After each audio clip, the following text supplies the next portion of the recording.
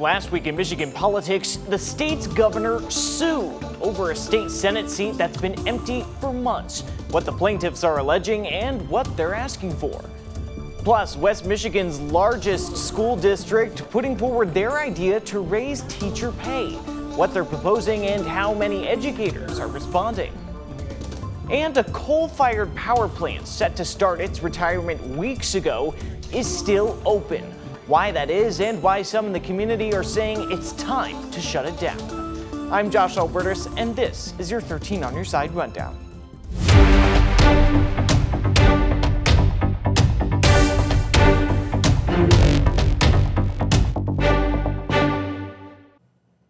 And we begin at the state capitol, where there is still no deal in sight for the state's annual budget, due by October 1st. That's what leaders from both the Senate and the House signaled Wednesday as they spoke with reporters in Lansing. It's a continuation of a back and forth between Democrats who lead the Senate and Republicans who lead the House, messaging about who essentially isn't doing their job. The Senate Majority Leader even saying the budget had been brought to a standstill. Senate Democrats say they largely don't have a starting line from House Republicans with which they can negotiate and work toward a full budget. And the House Republican leader arguing the Senate's proposal doesn't line up with reality. Back in May, the Senate passed its proposal for a full budget, and House Republicans have passed their version of an education budget, as well as a stripped-down version of the wider budget to fund services like corrections and courts if there's no deal in time.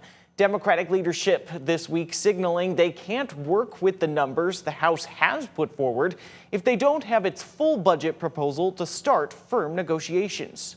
Look at the fact that Michigan House Republicans have not even passed their initial budget proposal. The Senate passed our full proposal months ago, and the House Republicans are still dithering, dawdling, and failing to do their initial work. But the House Speaker also talked to reporters later on that day, hammering down on the message that the Senate's budget is, in his view, unrealistic and outdated. The Democrat Senate budget is billions of dollars out of balance from what the current numbers are. That's just a fact, okay? They're relying on January numbers that are not accurate. I think as we go through it, right, we're trying to be realistic. And Governor Whitmer told reporters earlier this week that there's a lot of time left in her view and that meetings are ongoing in Lansing. And Governor Whitmer made that comment as she spent time on Monday in Grand Rapids for back-to-school season. 13 on your side talked to her about the rising costs for families and districts.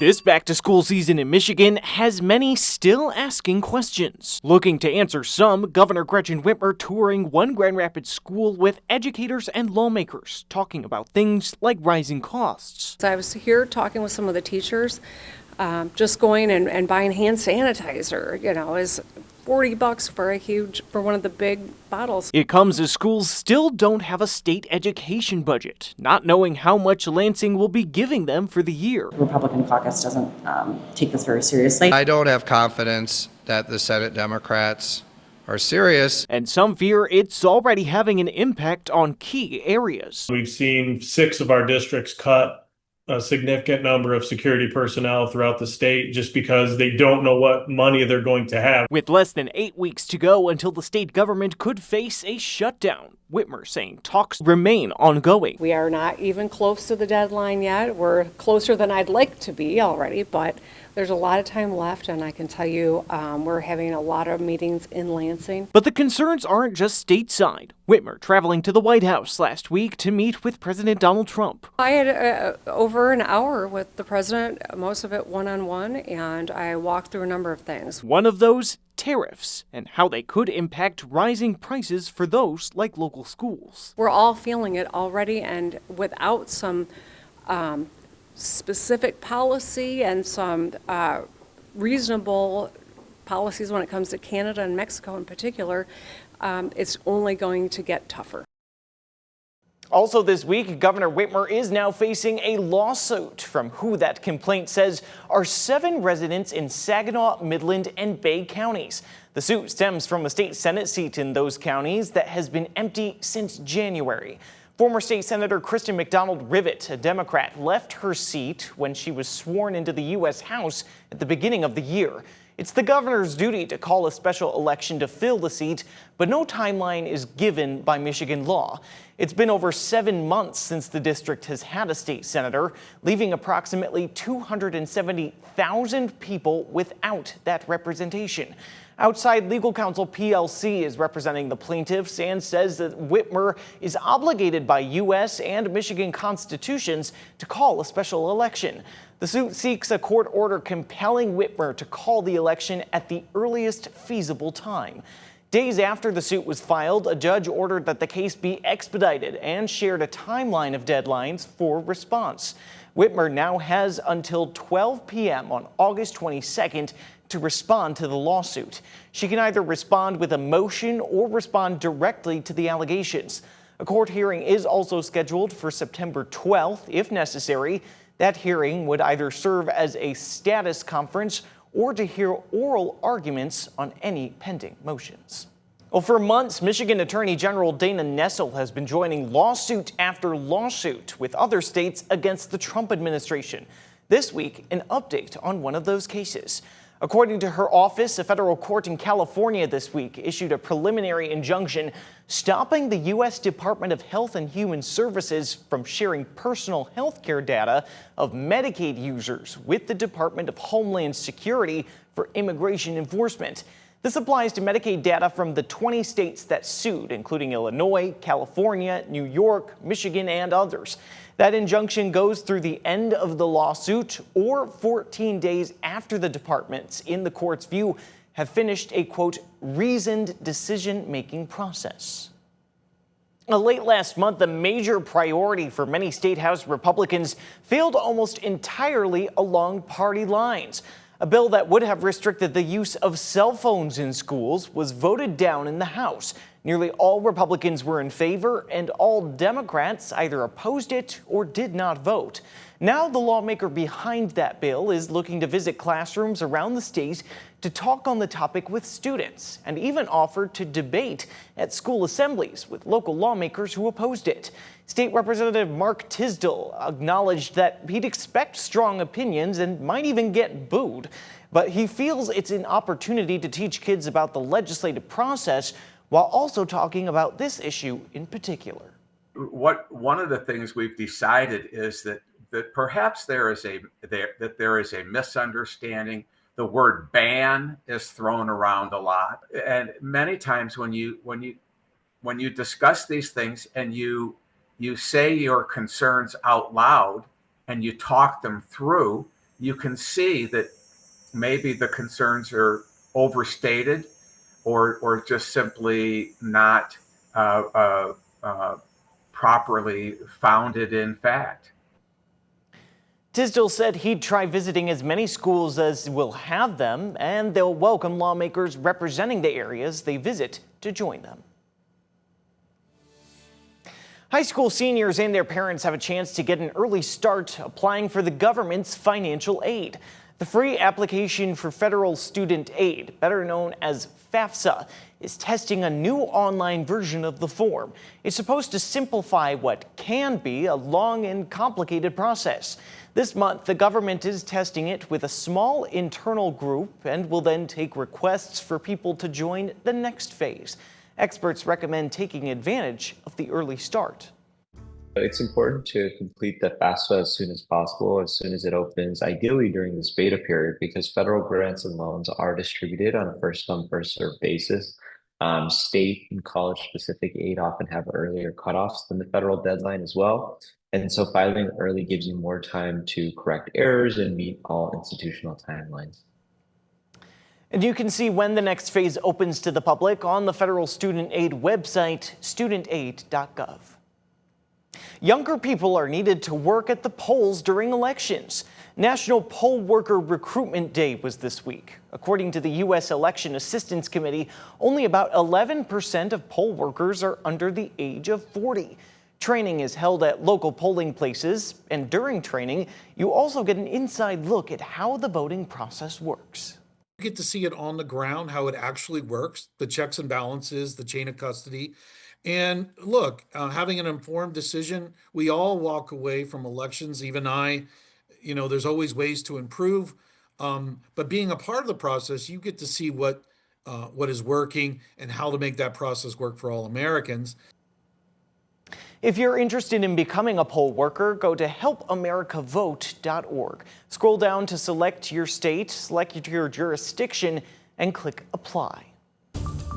Solutions for parking in Grand Rapids are always in high demand, it seems, and now some city leaders think they have an idea. But the way they're looking to do it has some voicing privacy concerns. Coming up, how some are looking to use drones to better inform parking solutions and why others feel it could be a risk.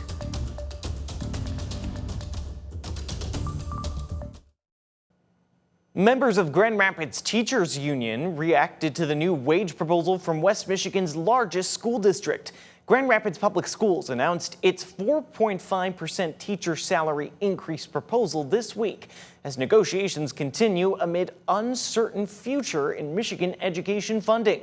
13 on Your Side's Nick Nelson was at the Board of Education meeting and has what the union members were saying.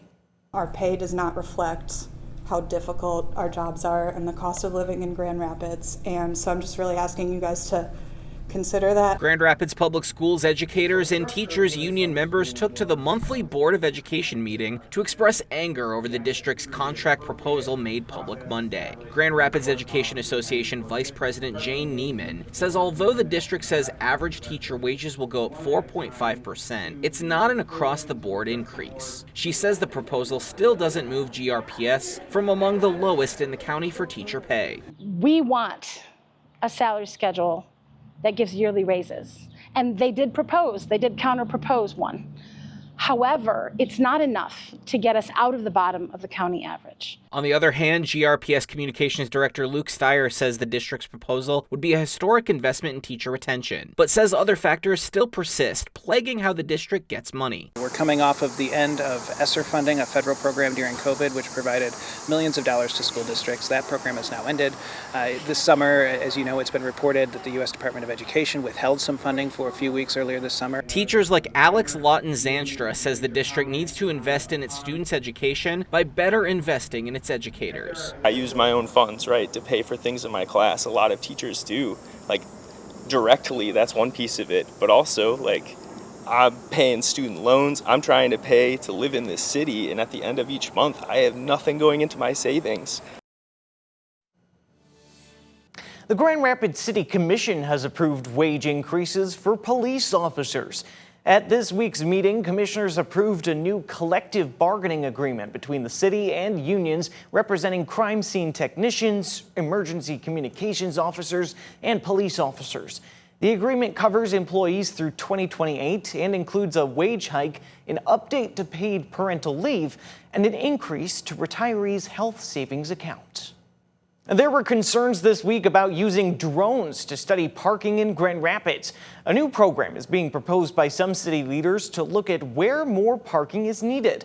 But some are worried using drones to gather data could result in privacy violations. A mobile planning analyst with the city told us they want to get this study underway by early September. And he says the drones would be used to collect data on what downtown parking spots are continually used. 13 on Your Side's Nick Nelson has that story. It allows us to have an understanding of where and when we might have capacity issues, when we have some constraints. That allows us to have an understanding of where additional parking may or may not be needed. Maxwell Dillevin with Mobile GR gave a presentation to the Grand Rapids City Commission Tuesday on a proposed 3-week study using drone technology to collect downtown parking data. However, residents like Sini Gant Jordan and Vanessa Epps expressed concerns that privacy may be at risk. We have seen where programs like this kind of go astray. Dollars are allocated for the program. They collect the data and they end up doing something different with it. The data sits on the shelf.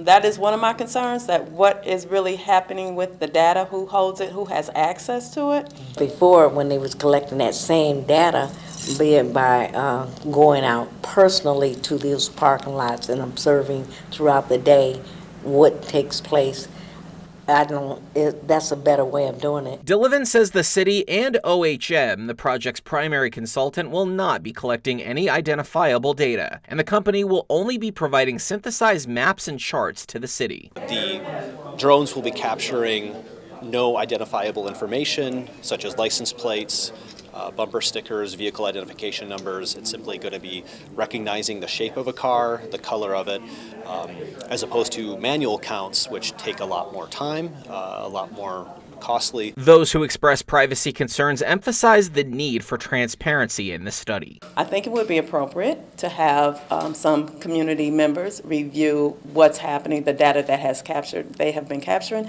and if it's not data that they say they're just only capturing, if it's something more, then that needs to be addressed. The project has a total budget of about $185,000, with about $30,000 specifically going toward the drone data collection. It still needs approval from the city's fiscal committee as of earlier this week, as well as the full commission. And Grand Rapids is moving forward with a new climate plan for the city, despite some opposition from those concerned that it might hurt local businesses. This week, the City Commission voted to approve the first 20 initiatives of the plan, despite some concerns. 13 on your side's Lance Wilhelm explains. The CAP is a proactive step toward addressing long-term challenges that affect everyone: rising energy costs, worsening air quality, and the growing public health impacts of climate change. The Grand Rapids City Commission passed a resolution Tuesday accepting the Climate Action and Adaptation Plan known as the CAP. The plan is a roadmap for the city to take long-term environmental initiatives like establishing goals for reduced greenhouse gas emissions and reduced landfill waste. But some aren't convinced. I think there's a lot of good pieces that will benefit much of our neighborhoods. But for those concerns that I mentioned that I haven't been able to bring myself to reconcile my mind, I will not be supporting this today. Commissioner Drew Robbins of the 1st Ward was the only vote against the resolution, primarily because he's worried about costs for small businesses and homeowners. Those investments is something that we can't quite get around. And at the end of the day, that cost has to be passed down to someone, whether that's a business tenant, a homeowner, a residential tenant. Notably, the CAP does not mandate any changes. Commissioners were clear that it's a roadmap, not something that's legally enforceable. But Robbins is worried that some may see this plan as a sign of requiring potentially costly green initiatives in the future. If I was wanted to start a business in the city, I think even just reading this plan as written, it would give me some pause to say, am I going to risk putting my business in the city of Grand Rapids, or am I going to go over to Walker where I'm not ever going to have to think about this? Regardless of concerns, Tuesday's vote is the first step in setting the plan in motion. 20 of the CAP's over 100 action items will be prioritized as city staff work out details of cost and implementation. I am excited to get to work. Mayor David LeGrand also stressed that a key part of the plan is that it's adaptive and subject to change should those changes make sense in the city's future. Energy efficiency is something that makes sense if it pays off and doesn't make sense if it doesn't pay off. A coal-fired power plant in Ottawa County was set to enter retirement weeks ago. But after the federal government got involved, it stayed open.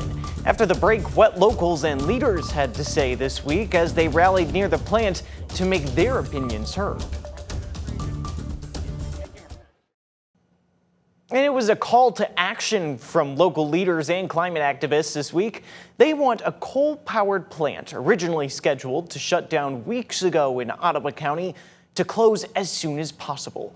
13 on Your Side was there this week when they held a rally to explain why. That's the sound of power as the J.H. Campbell Power Plant in Ottawa County churns along.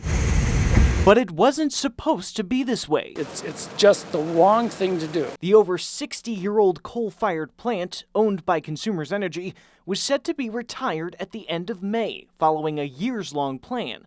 But just days before, the U.S. Department of Energy issued an emergency order, keeping the plant open for at least 90 days. The westerly winds take the emissions from those those smokestacks up there and blow them straight to Grand Rapids and the rest of Michigan. And on Tuesday, just before the 90 days is set to run out, locals and leaders gathered nearby to say it's time to let the plant go. People like Jeffrey Miller. Being a lifelong asthmatic, clean air is important to me, and I was looking forward to the day when the Campbell plant would shut down for my own personal health benefits. An SEC filing from Consumers Energy earlier this summer found that the net financial impact of following the order totaled $29 million as of June 30th. In a statement to 13 on Your Side on Tuesday, Consumers said that the cost of operating the plant will be shared by customers across the north and central MISO region. It's going to cost us a lot to keep it open. The MISO grid as a whole spans from Michigan to Montana down to Louisiana. It makes no sense financially, politically, economically, environmentally. A 2025 summer reliability assessment from the North American Electric Reliability Corporation forecasted MISO was at an elevated risk of shortfalls during high-demand periods this summer, particularly in August. In February, the Ottawa County Board of Commissioners also voted overwhelmingly to call on the state's Public Service Commission to postpone the closure until certain concerns could be addressed. But those at Tuesday's event say, get this coal plant shut down. Consumers also told us that the actual costs of complying with the order are still being determined as of earlier this week and depend on a number of factors. Their full statement and more on this story is up on our website, 13onyourside.com. And the Michigan Department of Environment, Great Lakes and Energy is responding to the cancellation of federal funding for the state's Solar for All program. The project was designed to bring affordable, renewable energy to low-income communities. The U.S. Environmental Protection Agency announced plans to cancel the grant program last week. The department said it is working with Michigan's Attorney General on next steps.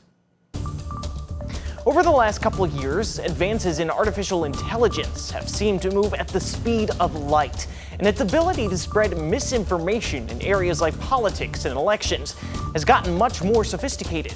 How one expert says you can work to filter out potential misinformation, that's next after the break.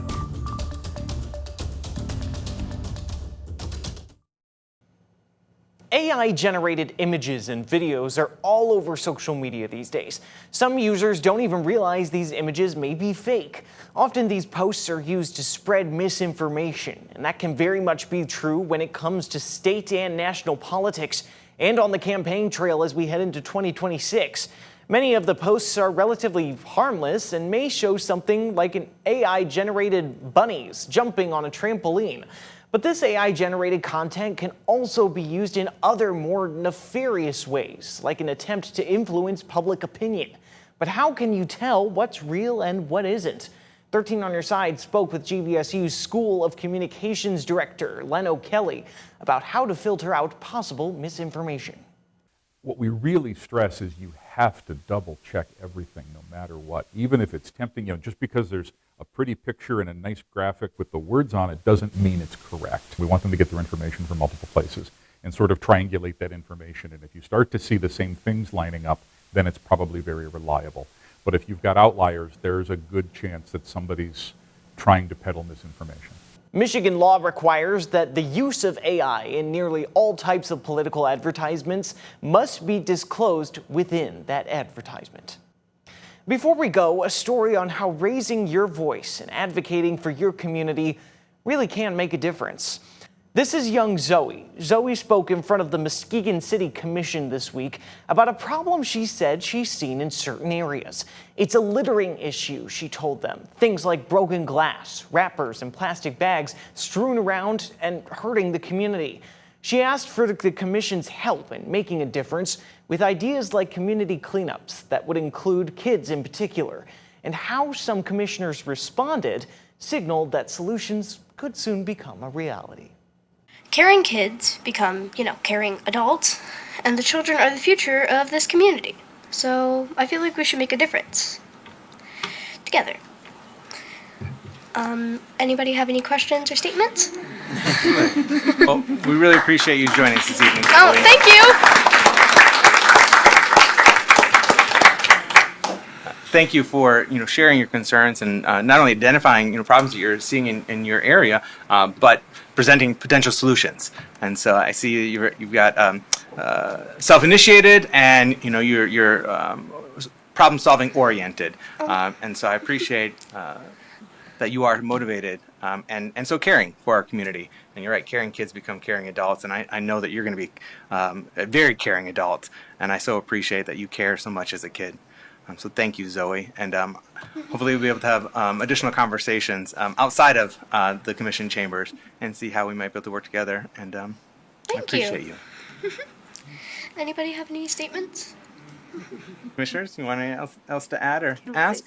Commissioner Keener. If you would be so kind and contact me, I'd love to help you. I own a food truck, and even if it's collecting the kids together and we provide the hot dogs for you or whatever for free, you just let me know. And that's the rundown for your week in Michigan politics. Be sure to keep up with all the top political stories of the day, both on air and online at 13onyourside.com.